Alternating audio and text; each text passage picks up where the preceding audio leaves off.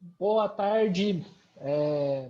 Vai começar mais uma gravação do programa Mesa de Debates, um projeto que eu tenho em parceria com o André Bom Tempo, e vamos conversar um pouquinho de esportes. E a gente sabe que quando a gente conversa de esporte, a gente conversa com a parceria de Lucas Costa, que mantém um projeto chamado Planeta Esportes. E hoje estamos aqui com o piloto de Fórmula V, Elísio Alves Neto, correto? Pode chamar de Elísio mesmo, que é Elísio? tranquilamente. Okay. Lucas, Chamar, o pessoal me conhece assim. Você quer começar? Você quer falar alguma coisa para apresentar? Ele. Você? Não, tranquilo. Então, como todo mundo já sabe, eu sou estudante de jornalismo, estou no segundo semestre já.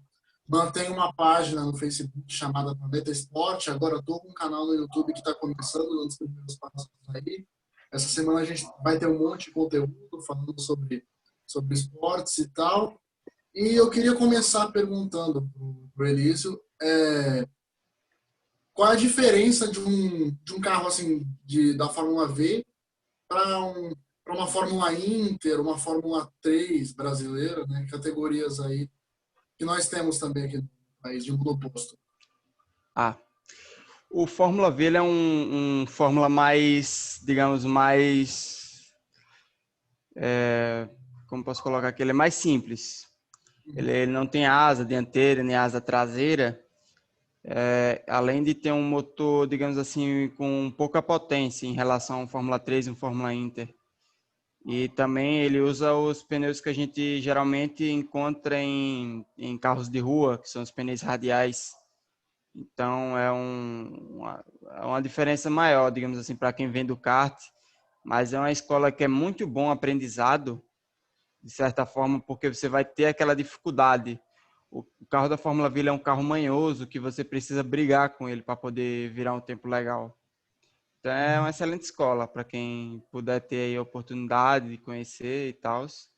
A gente tem os Drive Days lá, né? Para você andar em Interlagos. Se eu não estiver enganado, é por volta de R$ 1.500 a R$ 2.000 para você passar meia horinha andando em Interlagos. Então é fantástico aí para quem quiser. Perfeito.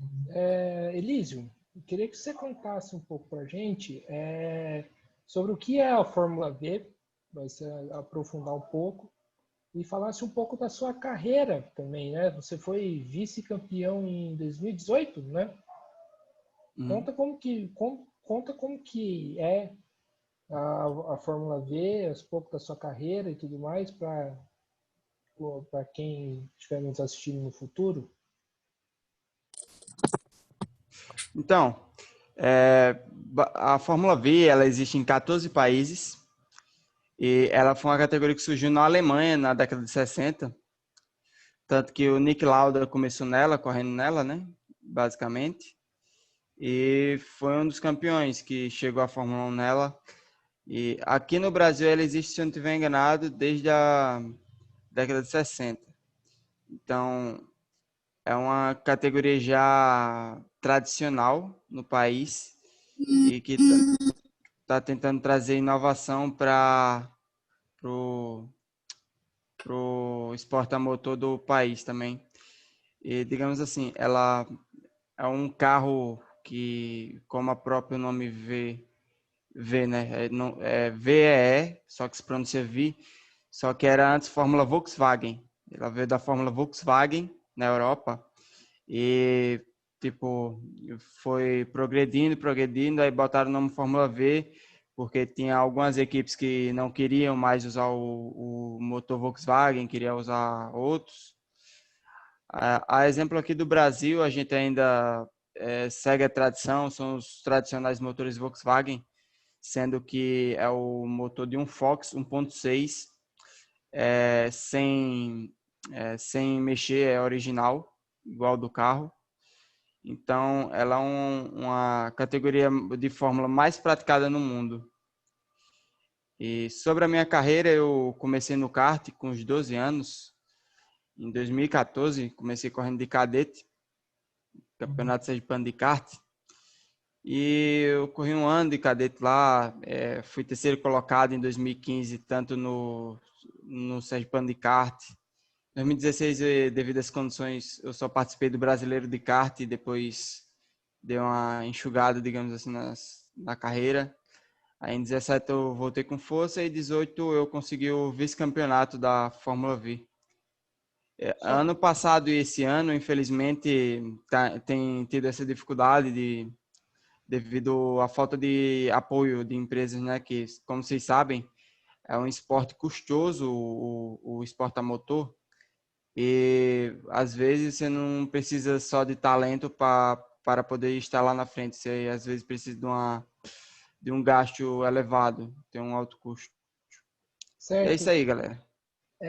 E uma dúvida, a Fórmula V, quem trouxe, onde que entra a participação do Wilson Fittipaldi, o irmão do Emerson, nessa história?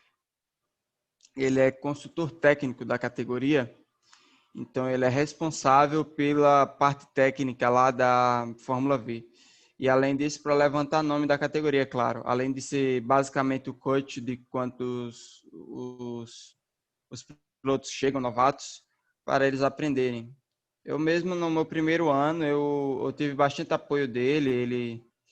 Ele sempre me elogiou bastante, como vocês podem ver, até nessa primeira etapa, que foi a única que eu fui esse ano, ele mesmo elogiou, que eu cheguei a ser 3 segundos mais rápido que todo mundo na chuva, em Interlagos. Cara, eu cheguei, a exemplo aqui da corrida, eu rodei durante a corrida na primeira etapa e fiquei a 15 segundos do primeiro colocado. Em 3 voltas eu consegui tirar os 15 segundos e passar o cara. Então, só para deixar assim anotado, né, e retificar, o seu Wilson é mais responsável por parte técnica, como falei.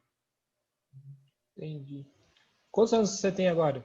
Quantos anos você Eu tem? tenho 19 19? anos. Certo.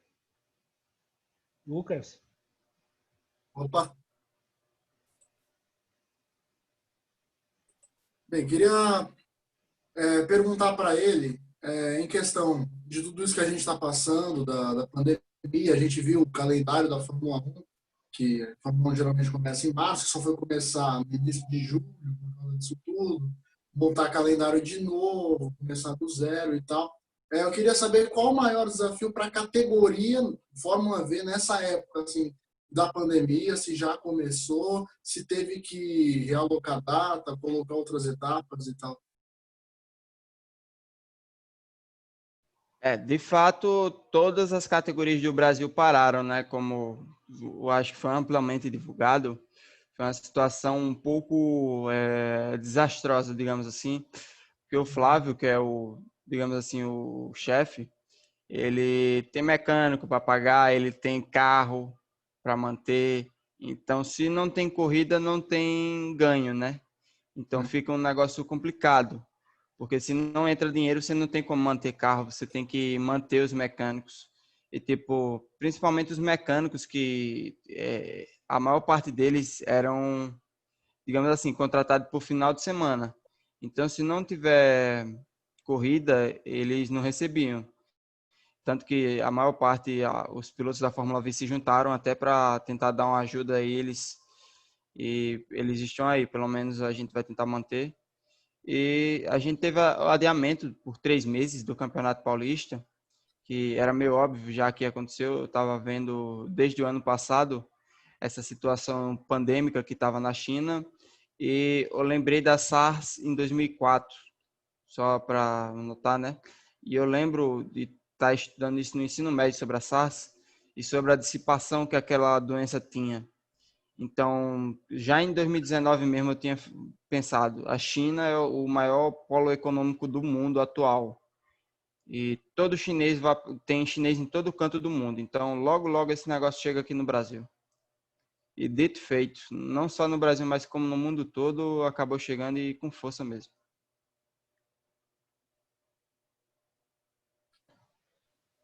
Eu vejo, eu andei dando uma pesquisada, você assim como outros pilotos do automobilismo, como, por exemplo, Max Verstappen, ou até mesmo o Felipe Drogovic, utiliza bastante de simulador, né? Inclusive, você está disputando campeonato, acho que de Fórmula Truck, né? Uhum. Como que o simulador te ajuda nessa pilotagem, principalmente no momento onde você está parado, sem falta de patrocínio? Ele me ajuda, de certa forma, a você manter o ritmo, né? Porque, digamos assim, é uma... Como posso colocar aqui? Com as palavras corretas. Ele é uma ajuda, digamos assim, é 80% do real.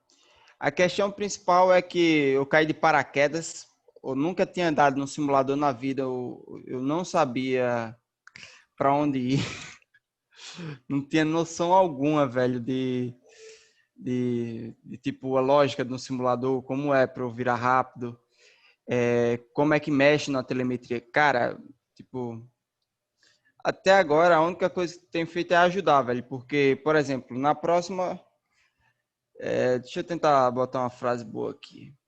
Eu não sou como o Nick Lauda, né? Digamos assim. O Lauda sempre falava: a minha bunda diz tudo que o carro tá passando para mim, né? E aí eu não tenho esse tato que ele tinha lá com o carro de sentar e saber o que o carro estava dizendo. Só que a partir da telemetria eu posso ter, porque eu tenho sensores na suspensão, tenho sensores no pneu, tenho sensores no motor para saber o que está acontecendo. Então, a parte do simulador me ajudou mais na questão de acertar carro, porque, digamos assim, eu alio a minha pilotagem boa a um bom acerto. E você, como a exemplo do Piquet, o Piquet ele não era só um bom piloto, ele era um bom piloto e um bom acertador de carro. Então, você sendo os dois, digamos assim, um Gilles Villeneuve misturado com Senna, e misturar ainda, pegar um Piquet da vida, aí você monta um monstrinho que bota meio segundo em todo mundo no qualifying. Legal. Já que você falou de Gilles Villeneuve, eu vi que você parece ser bastante fã do piloto, assim como eu também. Conta mais, o que você acha do Gilles Villeneuve? Se ele tipo, é uma das influências na sua carreira ou não? Eu sempre gostei, né, de pilotos agressivos e que, digamos assim, estilo James Hunt, Gilles Villeneuve, e o Ayrton, principalmente, né? Eu também, assim, levo em consideração que o Villeneuve foi um dos principais, eu acho que foi um dos caras um dos melhores pilotos do mundo, na minha opinião, o Villeneuve, até pelos feitos que ele fez em Jaraima em 81 e Mônaco também que ele ganhou. Então era um carinha, digamos assim, fora da caixa que conseguia levar aquela carroça da Ferrari para bons lugares. Então Estados ele Unidos também, sempre... né? Hã? Estados Unidos também, uma corrida que ele É, meteu. exatamente, que ele botou 10 segundos na chuva, se não tiver Não, enganado, no segundo mais colocado. quase 40 segundos na chuva. Foi fantástico mesmo. O Villeneuve, como meu pai dizia, era um cara que tira a cabeça e coloca o capacete no lugar. Certo. Aí, o meu pai também falava a mesma coisa, que eu era bem parecido com ele no início da carreira, que eu era bem agressivo. E depois de umas duas pancadas que eu levei, eu também voltei a... Melhorei, no caso, minha pilotagem, não só em termos de agressividade, mas também da dosagem.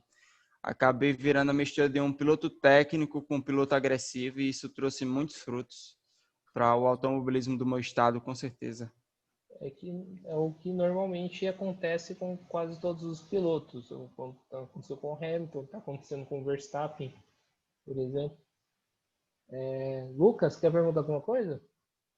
Bem, eu queria perguntar para ele, que nem, vendo aqui que em 2018 que ele disputou, chegou a ser vice-campeão, como falou, que toda caminhada de piloto a gente sabe que é muito difícil, né? e enfrentou dificuldades durante a temporada, chegou a perder 3 etapas, mas ainda assim chegou lá, brigou pelo título até o final. Como é que é, tipo, para um piloto tipo, que enfrenta todas essas dificuldades, chegar lá e superar tudo isso mesmo assim? Cara, eu acho que é fantástico, né? Principalmente, o que eu mais me superei no geral não foi nem a questão financeira, digamos assim, porque desde o início meus pais são uma família mais humilde em relação aos que a gente encontra, por exemplo, num cartódromo. E a gente sempre passou não só por essas dificuldades financeiras, mas também por preconceito, porque não só a questão de financeiro, que o pessoal tem preconceito por causa disso, mas também pela questão da região, que eu sou nordestino, né? E, tipo, quando eu corri em Sergipe, tinha um preconceito não só por ser nordestino, mas também pela questão deles querendo defenderem os próprios deles, né? Digamos assim, ter uma Sim, espécie de panelinha. é Então, verdade. era um negócio muito complicado. E, para mim, hoje, já ser vice-campeão brasileiro de Fórmula é uma coisa gratificante. E eu tenho novidades depois que eu vou deixar em off com o Guilherme, que a gente está pensando em ir um pouquinho mais para cima do globo, não mais aqui nesse país, mas eu vou logo mais dar uma falada para ele. E, cara, eu acho que, fora a questão do financeiro, minha maior superação mesmo foi a questão de medo de chuva, velho. Eu não era bom na chuva. Eu tinha medo, pavor. Quando foi em 2019, foi a primeira corrida de chuva que eu peguei em Interlagos, eu tomei 10 segundos. E na minha segunda eu já consegui ficar a 1 segundo do líder. E quando foi a terceira, foi a que eu ganhei agora em 2020. Então foram muitas dificuldades que eu tive que passar durante toda a minha carreira. Não foi só financeira e desgaste psicológico, digamos assim. É uma junção de várias coisas que acabam afetando a vida de um piloto que vem de uma família mais humilde, com certeza. Certo. Mas também E aqui, o, no Brasil, não existe um campeonato de Fórmula 4 ou Fórmula 3. Existiu um Fórmula 3, né, que pilotos como o Guilherme Samaia foi campeão, o próprio Pedro Piquet, né? Existiu uma tentativa de Fórmula 4, né, por parte da FIA, de implementar no Brasil, pelo que eu acompanhei, acho que não vingou, né? O que poderia ser estimulado para criar uma categoria forte de Fórmula aqui no Brasil? Né? Porque, pelo que eu vejo, por exemplo, eu andei conversando um pouco com o Torrão, não sei se você conhece, foi o piloto de safety car da Copa Paulista, sim, tô ligado, conheço. e eu percebo que é muito defasado em relação, por exemplo, a um campeonato de Fórmula 4 alemã ou italiana. O que poderia, na sua opinião, ser feito para ajudar essa categoria, estimular o Fórmula no Brasil?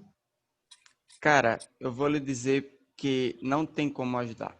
E eu vou lhe dizer por quê, na minha opinião, né?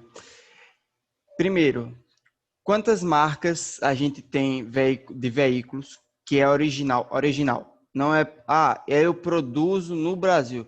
Não é eu produzo no Brasil, é original do Brasil. Ser uma marca brasileira de veículos. Quantas temos? Nenhuma. Quantas tem na Alemanha? De 6 para lá, velho. Quantas tem na Europa? Bastante. 40 ou mais. E, tipo, é muita. Imagina você ter por exemplo, uma multinacional, né? Que é um exemplo de uma Porsche, uma Audi da vida, uma Volkswagen mesmo, que é um grupo mais forte ainda, Volkswagen. E você ter, sei lá, quase o PIB que o Brasil adquire durante um ano, só de ganho. Mesmo com o Dieselgate que teve, não sei se vocês ouviram falar do Dieselgate, mesmo com aquele prejuízo que eles tiveram lá, cara, eles tem muita grana para investir, tá ligado? Tanto que a própria Toyota, que, digamos assim, é uma das maiores fábricas, quando ela foi para a Fórmula 1, era para torrar dinheiro, velho. Porque eles tinham tanto dinheiro que não tinha com o que gastar. Bota aí alguns anos a equipe na Fórmula 1, vamos ver no que dá aí. E é isso. Aí, a principal questão para ajudar esse negócio aí, infelizmente, vai ser meio difícil. Primeiro, porque agora, daqui que você venha pegar nome com a fábrica de veículos aqui no Brasil, você vai falir, porque você vai ter que investir quanto? Sei lá, 2 bilhões, 4 bilhões, e ainda vai ter que competir com fábricas como Volkswagen, que já estão estabelecidas, Renault.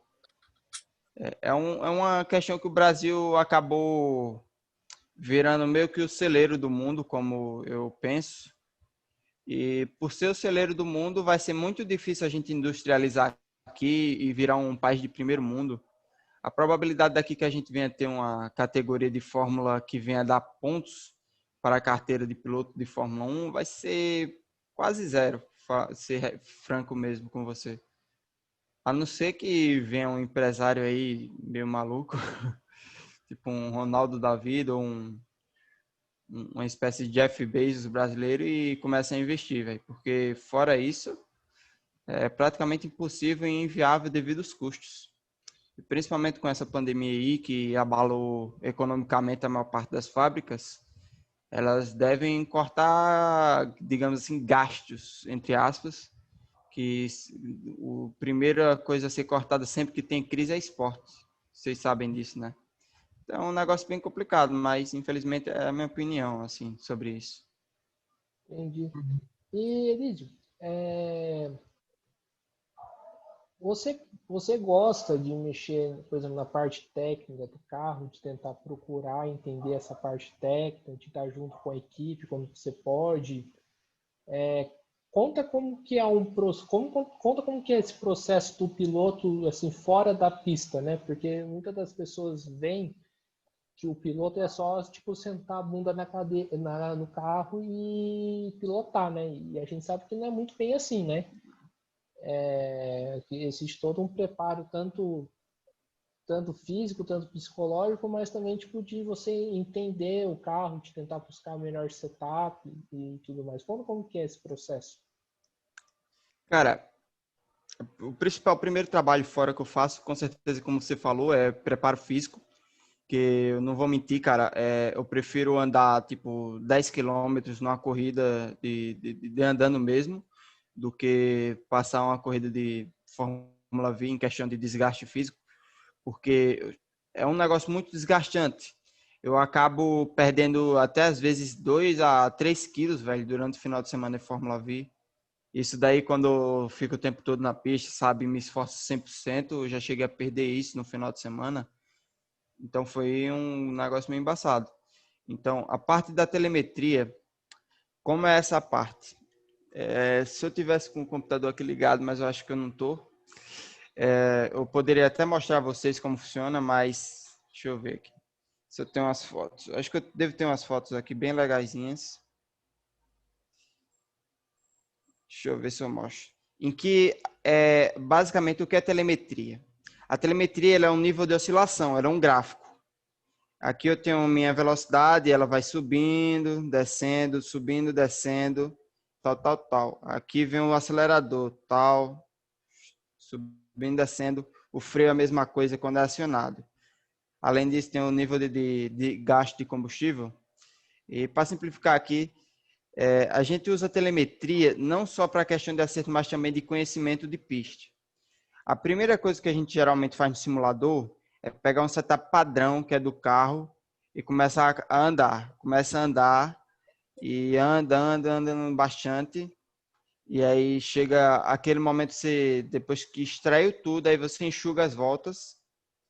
Aí eu comparo cada setor, divido uma pista, por exemplo, de Interlagos, em 200 setores diferentes para analisar. Às vezes menos, quando eu não preciso de tanta precisão em outras pistas. Mas se for comparar, por exemplo, Interlagos, deixa eu ver, uma pista grande, Sebring, Daytona, um Nordschleife da vida, você tem que montar vários setores e ver esses níveis de oscilações. Esses níveis de oscilações, eles são responsáveis por uma resposta de determinado tempo. Se você for bom nessa resposta, vai gerar um tempo bom, com certeza, né? Então, o que a gente faz é pegar esses níveis de oscilações, enxugar e pegar cada um dos melhores e aplicar. Aí, o que você faz? Você está com a telemetria ali da sua volta ideal. Dá para você melhorar 3 segundos, digamos assim. Aí eu vou olhando cada parte como é que eu vou fazendo de tal forma para que eu chegue naquele, consiga repetir, digamos assim, meio que um robô, né? Digamos assim, tentar repetir de forma perfeita aquela volta ideal que eu tenho. E essa parte da telemetria ajuda tanto, Guilherme, que você vê, eu aqui na etapa de quarta-feira que vai ser em Rivera, na Copa Truck Virtual da Vork Series, que é uma liga de automobilismo virtual, é, ela me ajudou tanto essa telemetria que tipo eu tava virando 37 na casa 37 baixo, tá ligado? E do nada eu comecei a virar 32 alto, melhorei 4,3 segundos, assim, tipo, em questão de 2 dias. Só pela questão disso, em questão de setup padrão. Aí, beleza. Passou dessa parte aí, que é da pilotagem, aí vem a parte mais complicada, que é de acertar o carro. Dentro do simulador, você tem vários sensores, por exemplo, o sensor de pneu, sensor de oscilação da compressão lenta de uma mola, sensor da expansão lenta de uma mola, e também tem o da compressão rápida e expansão rápida, que são o nível de oscilação que aquela determinada mola do veículo vai gerando. E a gente também tem o sensor da barra de anti-rolamento, que é basicamente uma barra que você coloca para estabilizar o carro, que a gente chama mais aqui de barra estabilizadora, né? E esses sensores, eles são responsáveis por gerar uma determinada resposta, digamos assim, para simplificar aqui, né, para não ficar longa a conversa. E essa resposta, ela vai dizer para mim na telemetria se a quantidade de oscilações que eu botei, por exemplo, numa compressão lenta, que é a parte responsável por grudar o carro, digamos assim, no asfalto, ou se a expansão lenta, que é a parte por adquirir as oscilações da pista, vai estar numa relação legal. E se essas compressão lenta e expansão lenta tiver numa relação legal, consequentemente, o mesmo acerto se aplicará à compressão rápida e expansão rápida. E aí, o que é que você faz? Você pega esses sensores que vão ficar além desses da suspensão, pega sensor de pressão de pneu, de estabilizador, e gera um arquivo chamado Decta Acquisition Plugin. A gente pega esse negócio aí e vai pegar o ideal. Por exemplo, a telemetria vai me apontar se eu tiver com números de oscilações demais numa compressão lenta, eu vou poder aumentar ou reduzir de acordo com o que eu tiver feito. Se o carro não tiver adquirindo as imperfeições do asfalto, ele vai me passando essas informações na própria telemetria de acordo com o que eu faça. Ele vai me dizendo se vale mais a pena, por exemplo, que a próxima etapa é em Rivera. Em Rivera, cara, é incrível. Eu estava usando pouca pressão, que a lógica como a pista travada seria essa. Só que não vale a pena isso, pelo que apontou a telemetria, porque vale mais a pena você arriscar numa pressão alta, que você se saia melhor na reta principal lá, que é na reta oposta, aliás, que é de mais ou menos uns 900 metros, do que você arriscar na parte travada da pista. Então, a telemetria, ela tem vários sensores que eu acho que se eu fosse listar aqui, a gente ia passar a live todinha falando somente disso. Então, é uma coisa que, aliado à pilotagem, você pode trazer muitos frutos, digamos assim, para sua forma de pilotar e para o seu carro, com certeza. Certo. Elísio, você já chegou a comentar, tal, depois a gente pode conversar um pouco mais. Você tem planos para a sua carreira no futuro? Por exemplo, 10 anos, depois de 10 anos, quando você tiver seus 29, você se enxerga, por exemplo, numa Stock Car, numa Porsche Cup, ou até mesmo ou correndo fora no país? Cara, eu tô esperando aqui, né? Na verdade, eu espero que as novidades que venham aí sejam boas, mas como eu falei, eu tava pensando um pouquinho mais lá acima do globo, não nessa zona daqui para baixo do Equador. Eu tava pensando em algo acima do Equador ali, sem ser Europa, para tentar dar um pulo do gato, digamos assim, e tentar uma carreira fora, que o automobilismo brasileiro hoje tá mais para quem tem grana mesmo do que para quem tem habilidade, digamos assim. É uma situação um pouco complicada, porque eu não vou dizer assim que eu deixei de receber o melhor equipamento. Eu não tinha condições para poder pagar pelo melhor equipamento, eu não tinha. Então, o que acontece? Se você não tem condições, digamos assim, de toda etapa, que nem um piloto fazia lá na Fórmula V, de comprar motor novo, botar um carro de 5 marchas, enquanto o seu está um de 4, e o seu motor é um motor velho, então você não consegue andar na frente. Você só consegue andar na frente quando você investe grana. É o principal hoje no automobilismo. O principal, infelizmente, é o carro. Então, eu espero, pelo menos, de poder estar representando meu país fora e espero que eu possa trazer boas informações para vocês num próximo encontro. É isso aí. Claro, estamos na torcida. Lucas, quer perguntar alguma coisa? Era basicamente isso, né? Que a gente estava falando da Fórmula 4 no Brasil e tal. Se, se ele, como ele falou, acima do globo, assim e tal, essas coisas. Se ele pensa, por exemplo, numa Indy Lights. Mas seria interessante. Eu estava até vendo isso. A questão é o seguinte. Uma temporada na Indy Lights, numa equipe média, são 4 milhões de reais. Caraca. Numa Fórmula 2000 americana, é 1,5 milhão. E outra, você bater é só o aluguel do carro. Se você bater, você paga tudo. Tanto que tem um colega meu dos Estados Unidos, que ele conhecia um piloto lá, o cara corria de Fórmula 4 americana, um pouco mais barato, 200 mil reais uma temporada lá. Só que aí ele bateu uma única vez, só quebrou o bico, pô. Aí ele teve que pagar o valor da temporada num bico. Nossa, que absurdo. Então é um negócio que é muito custoso. Cara, para você chegar hoje na Fórmula 1, eu estava conversando com pessoas mesmo que garantem a vaga, no caso assim, a porta de entrada, nem a vaga na equipe.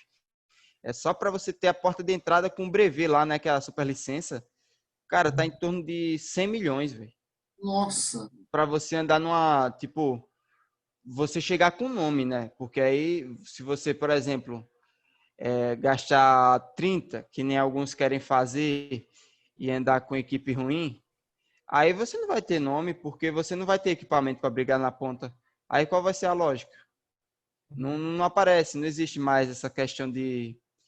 Se existir, são pouquíssimos mesmo, de empresários que investem no esporte.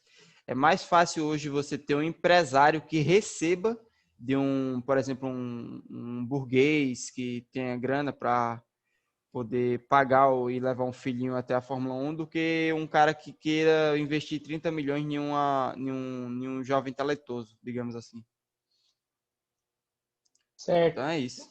Você disse que os pilotos pagam do próprio equipamento para correr na Fórmula V. Eu achava que a categoria disponibilizava o mesmo equipamento para todo mundo, né? Você pagava para entrar e a categoria disponibilizava carro e equipamento. É dessa maneira? Conta mais isso. Porque, como eu falei, Um carro da Fórmula V hoje, se eu não tiver enganado, eu tenho que confirmar até com o Flávio, se eu te falar errado aqui o preço, me perdoe, mas eu acho que é 90 mil reais, se eu não tiver enganado o preço. E tem gente que pode, o regulamento permite você adquirir o carro, entendeu? Você adquirindo o carro, você pode fazer o que você quiser. Você pode botar um motor novo toda etapa, ou então de um treino para o outro, você pode trocar o motor, o pneu. Então ele vai ser seu, só que aí vai ter a estrutura da Fórmula V, que vai ser alugada, né? No caso, o Flávio só vai cobrar os mecânicos para o cara que tiver com o carro comprado. No meu caso, como o meu é alugado, não só sou eu que piloto o carro. O meu carro saía de Interlagos acertado por mim, aí ia para Piracicaba, aí chegava outro piloto, andava lá e destruía tudo, tá ligado? Que eu tinha feito em Interlagos. Aí era mais outro final de semana brigando para acertar o carro. E aí foi assim que eu acabei. Adquiri também experiência, né? Dessa forma foi bom para poder aprender a acertar carro, esse tipo de coisa.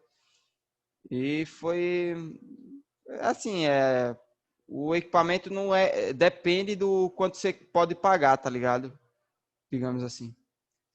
Se você puder pagar um pouquinho mais para poder ter seu próprio carro, você vai poder trocar a peça a hora que quiser, esse tipo de coisa. A mesma coisa também se você quiser falar com o Flávio. Ó, Flávio, quero uma suspensão nova aí. Aí ele vai dizer, valor X. E assim, quem puder pagar mais, vai ter um equipamentozinho melhor, digamos assim. É certo. Vamos para uma segunda parte da entrevista. Queria que você falasse para mim qual que foi a corrida mais inesquecível, a melhor corrida da sua carreira. Foi esse ano, velho, que eu ganhei na chuva, com certeza. Foi. Eu lembro cada volta que eu fiz daquela corrida, porque foi muito memorável, velho. A chuva, no quali eu já mostrei que eu tava vindo muito bem. Eu meti 3 segundos, cara, tipo com um carro. Sabe aquele dia que o carro casa com você, você tá de boa com a pista, o carro, você briga com o carro e o carro entra no local que você quer, você não sai de traseira mesmo assim brigando com o carro e consegue virar um temporal do nada com o carro da Fórmula V. Foi esse dia, velho. Tipo, eu larguei mal, velho, fiquei por último na chuva. E, cara, não deu 2 voltas, eu já tava brigando pela ponta de novo. Tipo, permitiu, foi umas 5 voltas, eu, o Wallace e o Augusto Santin, que é um outro piloto da Fórmula V. Cara, a gente tava dirigindo sem enxergar nada na frente, praticamente, em certos pontos de Interlagos. Tava uma situação que, tipo, você só conseguia enxergar um pouquinho do nada o carro que estava do seu lado. E era uma questão até perigosa, mas foi bastante divertida. E eu consegui assumir a liderança na 8ª volta e quebrou o Wallace, aí só ficou eu e o Santin lá na frente disputando. Uma volta trocava ele, depois era eu. Aí eu acabei rodando, acho que foi na 10ª volta. E, cara, eu baixei ali baixei o Senna, o Villeneuve da vida aí, o Hunt lá em, em Fuji em 76. Baixei um James Hunt da vida em 76. E, cara, eu pilotei como nunca, velho. Eu cheguei a virar um tempo de seco na chuva, tá ligado? Tipo, foram 3 voltas espetaculares que eu dei. E quando foi na segunda volta, eu já passei o Santin. E daí eu ainda consegui abrir mais 2,5 segundos para ele, velho, até a bandeirada. Entendi. Entendi. E qual é a pista que você já correu que você mais gosta de correr? Véio, com certeza é Interlagos. A segunda pista que eu mais gosto de correr até hoje ainda é o local onde eu aprendi o MS Fittipaldi. Mas em primeiro lugar, com certeza é o templo lá, né, do automobilismo brasileiro. É uma pista que, além de ser de alta, você tem muita parte técnica no segundo setor. Às vezes compensa mais no Fórmula V você não acertar o carro para a reta, mas sim para as curvas, que faz uma diferença tremenda no seu carro. Então é a minha pista favorita com certeza, no real, né, que eu testei até agora. Mas a minha favorita mesmo, que eu andei até hoje, é Nordschleife, na Alemanha, que é uma pista, digamos assim, diferenciada. Você vai encontrar curva lá que você encontra em qualquer pista do mundo, mas tem curva lá que, tipo, você só encontra lá. Em nenhum outro local do mundo você vai encontrar, nem no Alemã da vida, nem em Interlagos, nem em canto nenhum, véio, com certeza. Sim, eu tenho, estava conversando com você particular, né? Eu tenho o Assetto Corsa aqui e realmente correr em Nordes outro 500. Além de também você tem que estar atento à pista porque ela é bastante desafiadora. Então, assim, vamos falar um pouco de Fórmula 1. Você acompanha a categoria, né? Com certeza, pô. O que você está achando dessa temporada? Olha, falar a verdade, era o que eu já esperava. Está sendo uma temporada, digamos assim, do Passeio Mercedes, o 6º ano do Passeio Mercedes. Eu apelidei assim para essa situação que a gente está aí. E está sendo fantástico. Eu creio que ali para o Hamilton, que vai se tornar um heptacampeão do mundo, também para as equipes menores aí, o Pierre Gasly, o Sainz, que conseguiram esse pódio histórico na corrida de Monza. Foi fantástico. E essas etapas até agora foram todas, pelo menos para mim, no geral, foram emocionantes do segundo lugar para trás, né? Que teve sempre grandes disputas e a gente tá vendo aí uma briga forte pelo terceiro lugar da tabela, tá ali a Racing Point, que vai ser a Aston Martin no ano que vem, a Ferrari, Renault e deixa eu lembrar, meu Deus, a McLaren também. Eles estão bem compactados ali e está sendo aquela coisa de quem for mais constante durante a temporada vai acabar levando esse terceiro posto. Mas como eu já tinha presumido no início do ano, vai ser Mercedes e Red Bull e o restante. E você chutaria quem que poderia levar esse terceiro posto, na sua opinião? Quem que poderia? Rapaz, eu vou me dizer que eu surpreendi com os resultados da Renault.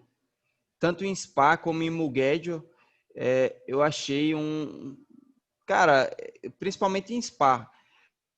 Quando o Ricardo fez a volta mais rápida, eu fiquei tipo, como? Aí, tipo, eu fiquei sem Como saber, velho. assim? Né? Porque a Renault, mano, esse ano, eu não sei se vocês perceberam, mas eles estão, a maior parte das equipes, pelo menos eu percebi, e estão tentando copiar aquele modelo da Mercedes, né? Que é o bico sem ser com aquela coisinha que tem no meio da Ferrari. Eu esqueci até o nome daquilo. Que é um Não, bico, eu sei que é, eu sei que é, eu sei que foi. é um bico mais reto e com achatamento somente. Isso. Aí a Renault parece ter casado e eu comparo ela agora muito a Toyota em 2004. Por que eu estou fazendo essa comparação? Que a Renault ela tá com o melhor speed trap. Elas estão com um canhão ali, velho. Com certeza é um canhão, porque, cara, você ganha até de Mercedes em velocidade reta, tá vidrado mesmo. Então, quando eu vi aquilo, o que eu percebi que eles estavam perdendo ainda um pouco na parte travada, né, dos circuitos. E devido a essa parte travada, eles devem estar perdendo em torno de 1,5 segundo. Só que aí é aquela coisa, eles estão usando mais aderência mecânica do que a aderência aerodinâmica. Então a questão de você ter mais aderência mecânica acaba gerando um melhor speed trap, que é, o ponto da aferição de velocidade final.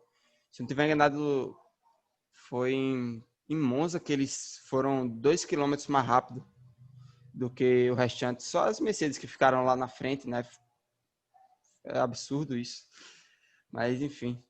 É algo interessante que eu acho que eles vão tomar, velho. O terceiro posto vai depender muito também de Ricardo e de Ocon, que ainda não rendeu nada, o Ocon até agora esse ano, de resultado espetacular, digamos assim. Só em Spa que conseguiu um quinto lugar, só que lutando, né? Eu percebo que algumas vezes o Ocon anda próximo, né, ao Ricardo, mas o Ricardo sempre está na frente, né?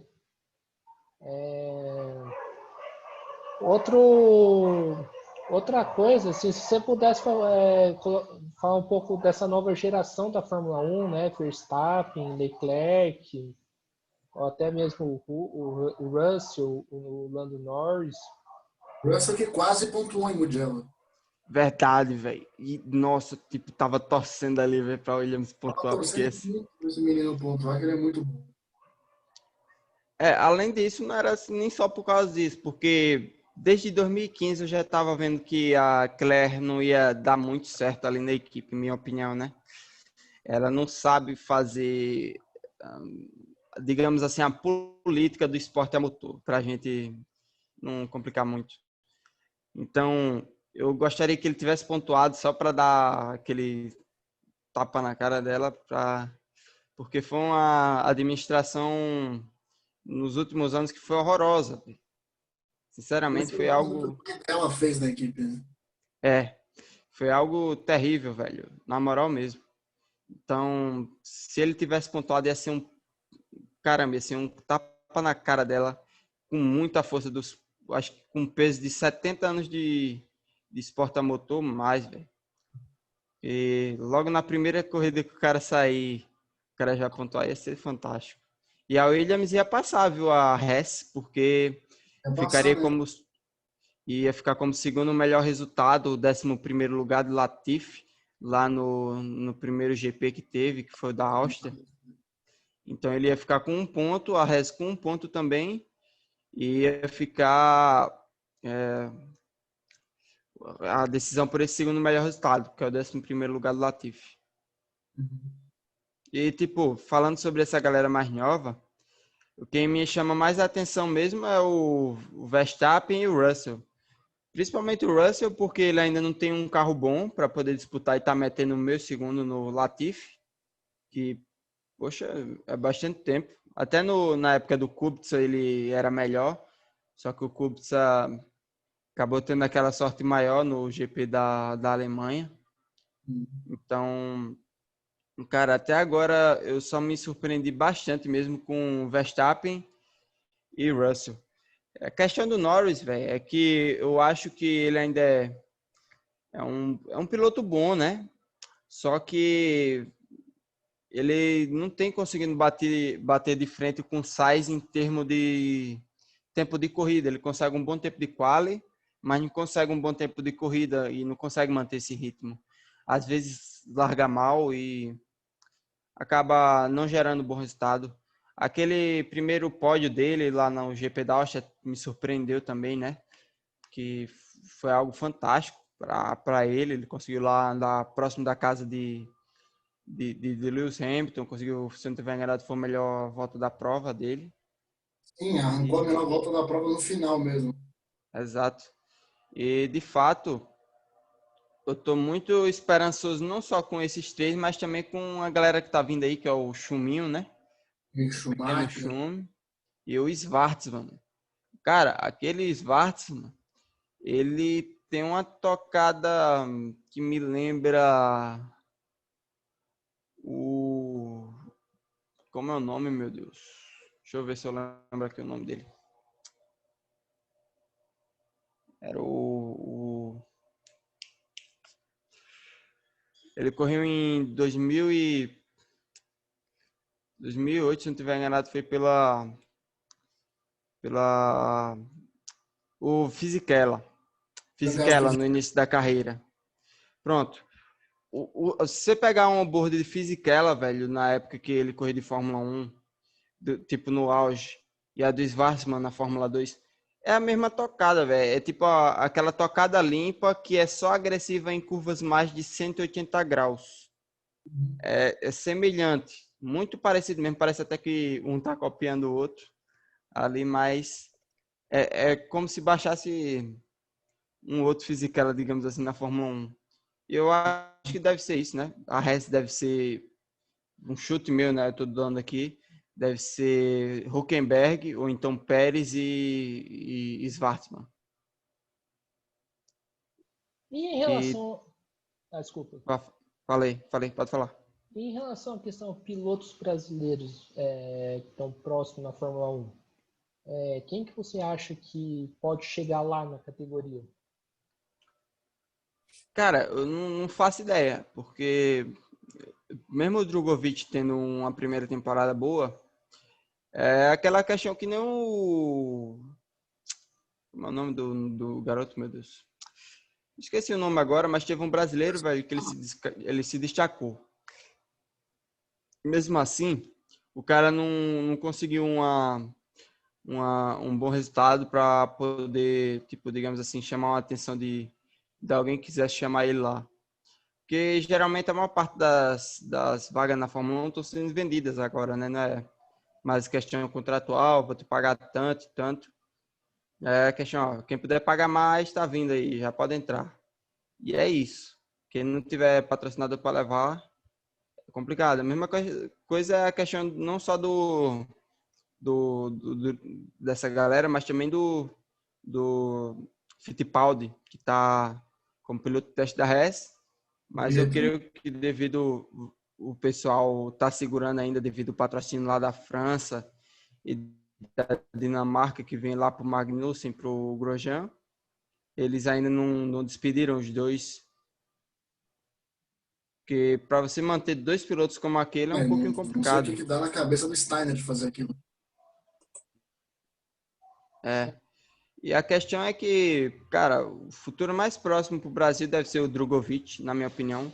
Eu acho que o Fittipaldi, nos finais da conta, deve estar indo para alguma outra categoria aí, ou WEC, INSA, ou NASCAR, sei lá.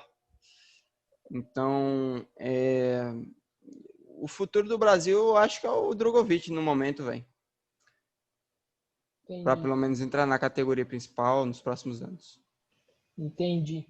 É, além da Fórmula 1, quais outras categorias que você acompanha? Tudo. Tudo que tiver motor e for movido a combustível, eu tô assistindo. Eu só não gosto muito da Fórmula E porque é, é Você não aquela tem. coisa, você tem um motor elétrico, parece que tá uma formiga com diarreia lá dentro do motor e estão amplificando o som. É só aspiradora, né? E não, nem isso deixa eu ver um negócio que parece bastante, é tipo aqueles motorzinhos Uhum. de dentista. Aí É você bota dois verdade, daquilo verdade. alinhado ali, aí pronto, é o motor da Fórmula E. E, cara, beleza, velho, é um combustível limpo, não sei o quê, mas se for por parte de prazer de eu estar assistindo, assim, porque eu gosto, o que eu mais gosto mesmo é INSA e WEC, e as 24 horas de Nordschleife, Uhum. que são as da VLN, né? Que são, assim, para mim é mais interessante ainda o Endurance, porque a exemplo do que ocorreu em Le Mans em 2017, que, cara, quebraram todos os carros da P1, só ficou o da Porsche que tinha batido no início da corrida. Caramba. Aí esse carro da Porsche que tinha batido no início da corrida ganhou com Hartley ainda e Perdão, mais dois pilotos lá, véio. Então foi... o Endurance ainda tem aquela questão da pilotagem, da sorte ainda por você ser um bom piloto. E isso acaba gerando mais emoção, pelo menos para mim, nesse quesito.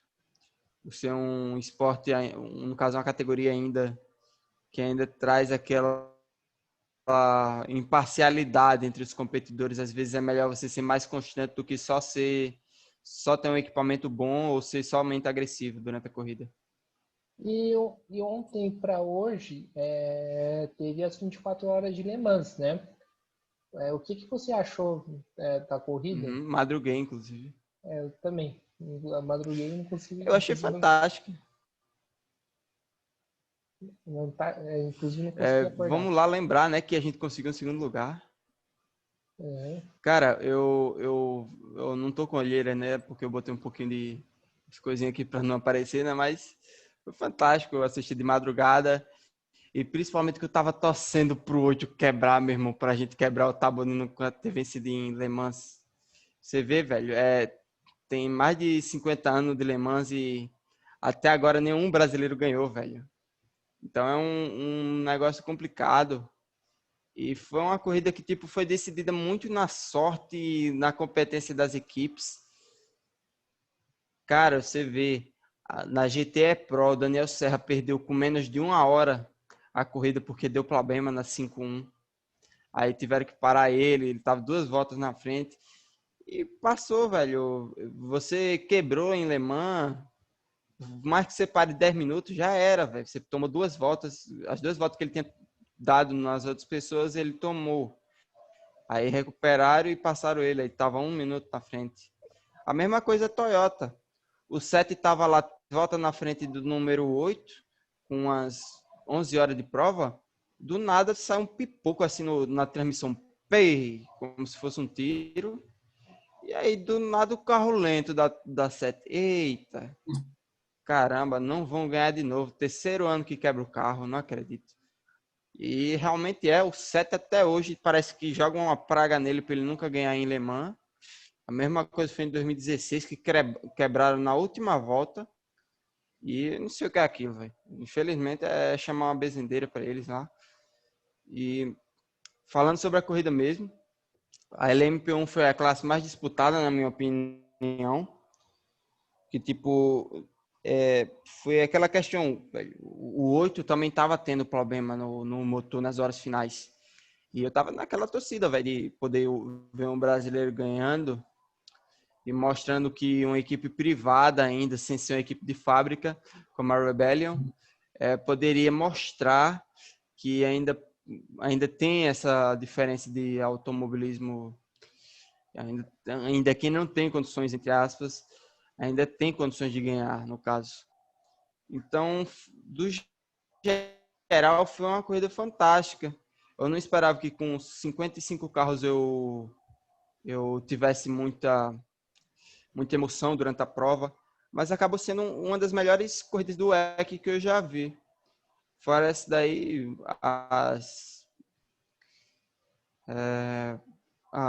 a corrida da P2 também, vale ressaltar que foi fantástica. Você tendo disputa ali devido ao safety car que acabou entrando nos 40 minutos finais. E a Jota, a United Sports e a Pani estavam todos brigando ali na questão de menos de 1 minuto, depois de 24 horas de corrida, de 23 horas, aliás, de corrida. Então, a galera estava no ritmo alucinado, querendo brigar pela vitória na P2. A GT Pro também estava. As que estavam mais decididas mesmo, um pouco mais, era só a P1 e a GT1, que a TF Sport levou praticamente passeando com a Aston Martin. E foi isso, velho. Mas para mim foi uma corrida muito boa, velho. Você acha que, por exemplo, se a Audi voltasse para o WEC, ou até mesmo a Porsche, ou colocasse uma outra montadora, iria bater de frente com a Toyota? Cara, a Toyota, por mais que incrível que pareça, foi só uma Porsche sair, né? Que parece que tiraram a praga. Mas eu creio que com certeza ano que vem eles vão ter, deixa eu dizer aqui. Eu acho que, eu não sei se vocês estão vendo, mas de Hypercar já está vindo Peugeot, a Glickenhaus e a Baikonur. Então a gente já vai ter no mínimo aí 5 carros para Le Mans. Eu creio que a Peugeot deva colocar 2 carros ou mais para Le Mans. Então, cara, com certeza a Peugeot vai querer ganhar, velho, porque toda vez que a Peugeot entra em Le Mans é para ganhar. Você vê em exemplo de 2009 que eles ganharam, e outro exemplo é o primeiro ano mesmo que eles ganharam com a Peugeot no grupo C ainda, que era aquele carro estrondoso, velho, que era com um aerofólio suspenso traseiro, na época do grupo C ainda. E foi, cara, eles com certeza vão bater de frente, Porque quando uma construtora, uma construtora entra, não é para ficar em segundo. Uma coisa que você aprende com o tempo no esporte a motor é que só tem um vencedor, velho. O restante todinho, infelizmente, é perdedor, se isso acontecer. Então, eles não gostam de investir para ficarem no segundo lugar. Com certeza vão querer vir babando tudo para ficar com o primeiro lugar. E Fórmula Indy, você acompanha? Fórmula Indy, com certeza, pô. Tô Que, acompanhando que, ali o passeio do Dixon. ele tá tipo o Hamilton, né? Não, velho, eu acho que o Dixon, velho, o cara com 40 anos fazendo o que ele faz, é um absurdo, velho. É capaz de a gente pegar ele com 50 anos em uma Fórmula 1 da vida. E categoria brasileira? Qual que você gosta de acompanhar? Cara, de brasileira mesmo, velho. Eu só acompanho o Endurance Brasil mesmo. Deixa eu ver aqui. Cara, geralmente quando eu acompanho é mais corrida minha mesmo, porque geralmente é menos divulgado, por exemplo. Hoje eu vi a corrida da Sprint Race, GT Sprint Race. Não tinha conhecimento que tinha a corrida deles na, no YouTube. Acabei descobrindo hoje. Então, com o passar do tempo, você vai descobrindo essas categorias. Então, eu acho que é falta de divulgação ou de conhecimento mesmo, meu. Mas eu acompanho tudo que dá, véio, como eu falei, você próprio viu aí.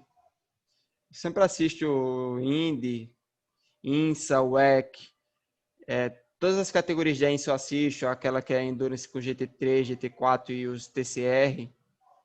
Assisto também VLN, que é a Liga de Endurance lá da Europa.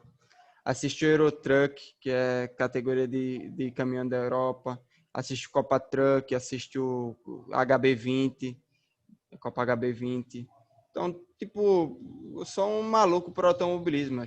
E ainda sobra tempo para eu ser piloto e ainda me preparar fisicamente e treinar.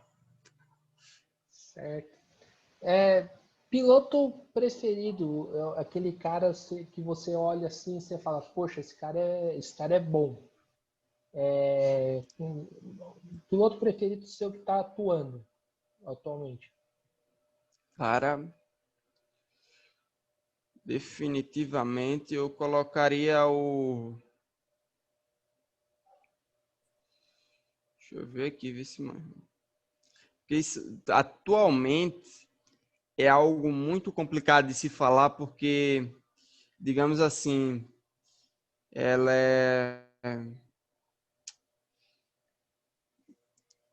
uma coisa assim, digamos, o cara ainda não parou. Você pode passar por um ano ruim, um ano bom e do nada acabar. Mas eu acho que o Scott Dixon, como eu falei, deixa eu ver aqui, na parte de endurance, eu botaria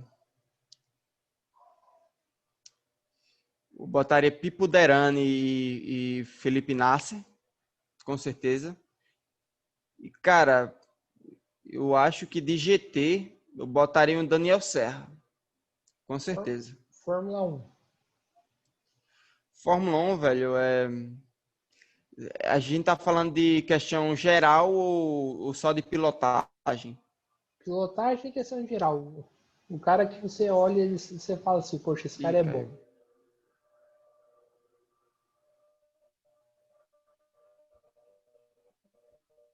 caiu. Oi? Tô escutando.